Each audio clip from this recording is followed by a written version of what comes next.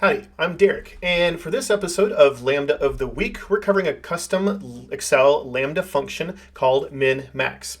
If you're new to Lambda, please make sure to check out the video previewing this series using the link in the comments below to get a free workbook containing this custom function and a couple of others. Please use the link in the comments below as well. And if you want to get a full Lambda library, just like the one that I use, it contains a lot of the ones we're going to cover throughout this year, this weekly series for this year, then that link is also in the comments below. So this week, min-max. Okay, so what this is going to do is allow you to set minimum and maximum values that should be displayed within some range and then alternate values below and above. So let's take a look at this. We're going to type L. I always start my lambdas with L, that way they're easy to find. Notice we can go to min-max. What is the value over here? We're going to use this entire array here of random values I've got. So then what's the minimum? We're going to say 500. Maximum, say 500 there as well. What if it's below that? We want it to display below 500. And above, we want it to display above 500.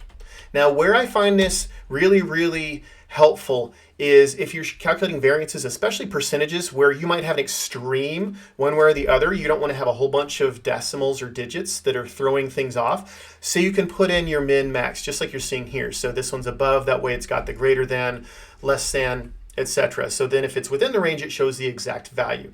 So again, thought this was really helpful with variances or where you don't want to show too much data on the page because that can be very distracting. I would also recommend throwing some conditional formatting on these to show things that are maybe even further outside the range or to draw attention in some way because again, that's what's helping people make good decisions, find outliers and errors, and act on them. That is it for this episode of Lambda of the Week. Remember to grab your free copy of this workbook. And even better, grab a copy of the full Lambda library with the custom functions we'll be covering with this year and many more. You can find links to both of those in the comments below. If you enjoyed this, please give it a like. Tell us what you liked in the comments. Share it with a friend. And of course, click subscribe so you don't miss out on awesome tips and tricks in Excel and the rest of this weekly Lambda of the Week series throughout the year. Thanks for watching and have an excellent rest of your day.